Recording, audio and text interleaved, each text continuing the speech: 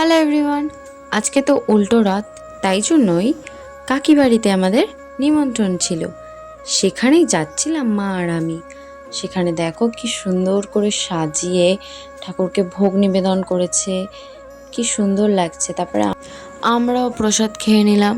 খেয়ে দিয়ে সবার খাওয়া দাওয়া হয়ে যাওয়ার পর সবাই মিলে রথ সাজাতে বসেছে। আর এদিকে দেখো বাচ্চা পার্টিরা সব ডাম নিয়ে এসে বাজাচ্ছে, কি ভালো লাগছিল শুনতে ওদের কাছ থেকে।